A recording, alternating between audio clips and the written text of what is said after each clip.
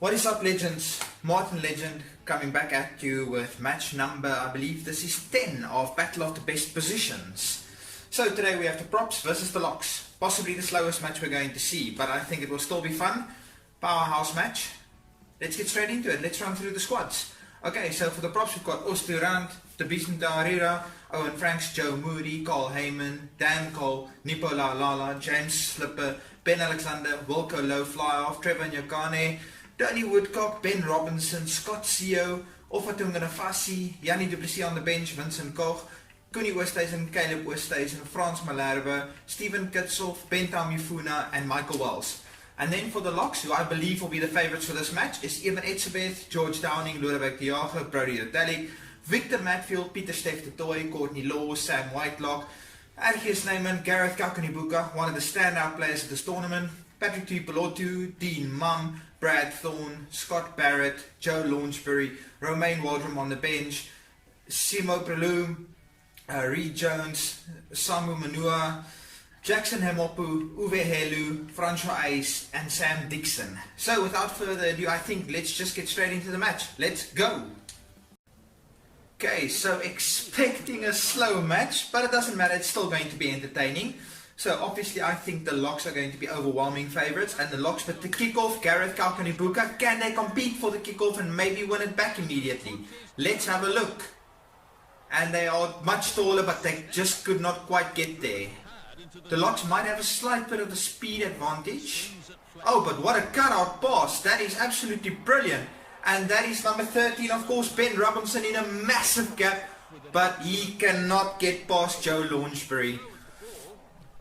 The props retain the ball though. Os du Randt at scrum off going blind, but gets met by Evan Etzebeth, Lodewijk de Jager in a huge tackle. And holding on by the props, Gareth Kakanibuka, what are you going to do?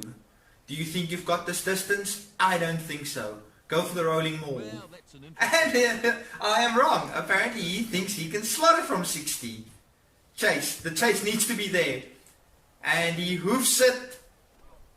And it is just short. Actually about 10 meters short.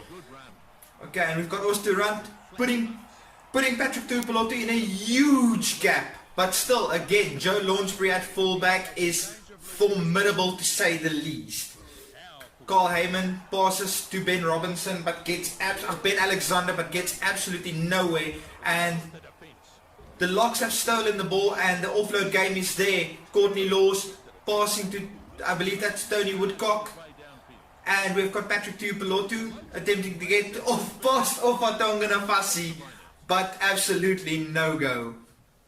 Okay, the locks, would they be able to steal the ball in the line out? I believe if they throw towards Victor Matfield's end, the locks might just have a chance to steal the line outs. Let's have a look. And no, that went down the other way. That of course was Carl Heyman. We've got Owen Franks at the scrum off position. And Patrick Tuipulotu in a huge amount of space. But the props just don't have the pace advantage. And that is a massive steal from Argies Neyman. And the props got the ball back, but they are trapped in their own 22. Except for putting Tony Woodcock in a huge gap. The props just keep getting the gaps, but it just leads to absolutely nothing. The props managing to retain the ball. Number 8 for the props, of course, with that carry is James Slipper. We've got Os du Randt at scrum off, passing to Tony Woodcock, offloading to Patrick Tuipulotu, breaking a tackle but cannot get past the next tackle. Wilco Low goes for the kick, but Patrick Tuipulotu's positioning is fairly decent. Will the locks just say, let's get into second half? It doesn't seem that way. It seems like they want to play some ball. Argies Neyman is a big opportunity if you go blind. And he just does just that. Oh, but they go back to the open side. And they kick past half time, but they don't kick the ball out. It makes absolutely no sense. Why do you just give possession back? Owen Franks with the offload. That of course, George Downing, Tenda de Vicente Arira, but they're getting absolutely nowhere. We are going to 10 minutes past half time and still nobody's willing to budge. Os du Randt carries from the scrum of position, and the Locks steal. Will they just call it a half-time now? Still not. They still keep the ball in field. Off to Nganafasi. Offloads to Trevor Nyakane, but they get absolutely nowhere. What is going to give? How is this match going to break? Volkolo carrying up. Locks with the steal. Will they just kick it out now? Still not. Will it be a handling error to cause half-time? What is going to be half-time? And we've got Scott Sio in a huge gap, but he doesn't quite have the pace.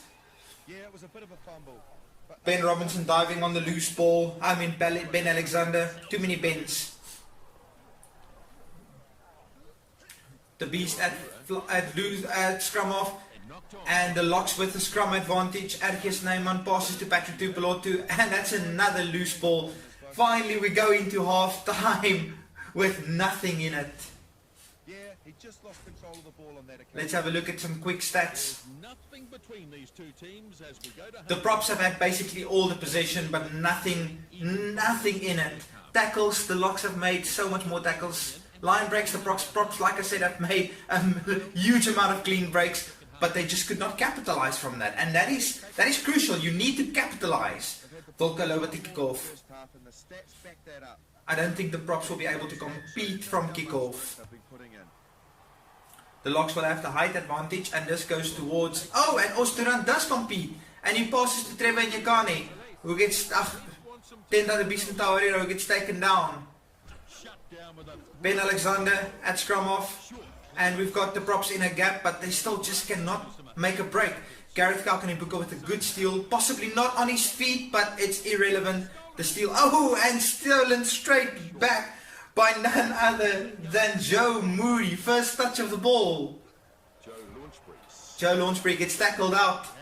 The props, if they win this line out and go for a rolling maul, they might just be able to put 5 on the board.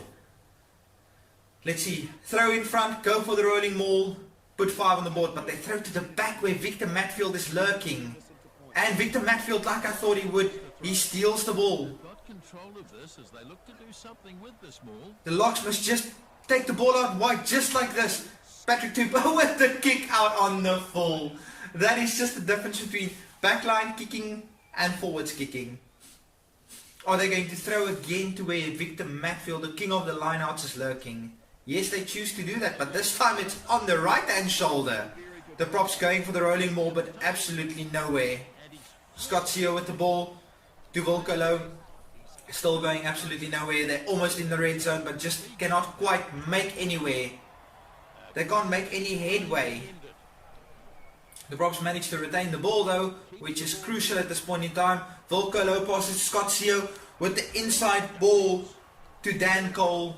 But it seems like the props have managed to keep hold of this. Ben Alexander passes to Joe Moody with his formidable frame, but they get nowhere. Owen Franks passes to James Slipper, and will James Slipper be in the corner?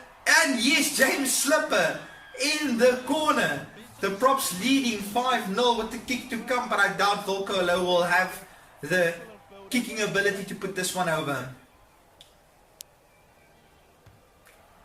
And as I thought, he shanked it to the right. Couple of replacements, including Evan Etzebeth for the Locks. Gareth Kalkanibuka needs to maybe make something spark. If the props can somehow manage to score, Gareth Kalkanibuka has a much better kicking game than Volkolo, so they might be able to get the lead then. But the props managed to retain the ball, going blind then, but going back to the open side. Volkolo passes to number 4, of course, Joe Moody, and this is Patrick Tupelot. I meant Trevor Nyakane, but getting nowhere. Holding on. Don't go for the 3 points. You do not have this distance. Oh, but they have no choice but to tap and go. And that is exactly what Gareth Kalkanibuka does. Taps and goes. Victor Matfield with the pass, the massive cutout pass to Lodewyk de Jager. The Locks need to keep hold of this ball. Otherwise, it's game, set and match props. Tenda the Beast with the offload to Courtney Laws. Courtney Laws to Ben Alexander. Ben Alexander passes and the Locks managed to maybe hold on to this ball. Courtney Lawson scrum off, going towards the blind side with the offload to number 8, of course, Sam Whitelock, but he's got no support there. Will the Props steal this? And no, the Locks just managed to keep hold of this. We've got George Downing, passes to Brody Retallick, first touch as far as I know of the match.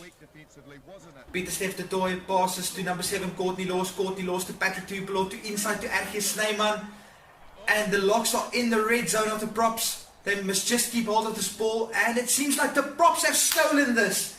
Did the Props steal this match? All they need to do is kick the ball out, and they managed to do it. I believe this was in fact the upset. The Locks managed to throw it away right at the end. Let's have a quick look at some stats. James Slipper with the solitary try of the match. Okay, Props with 80% of the possession. You can't win the ball game if you don't have ball in hand. Kicks, nothing really in it. Tackles, the Locks made almost 3 times the amount of tackles. It was just all Props the entire match. So guys, that was the Props versus the Locks. Next time we have the scrum offs versus the outside backs for you. But until next time, don't forget to hit that like, share and subscribe button. Anyway, Martin Legend, peace.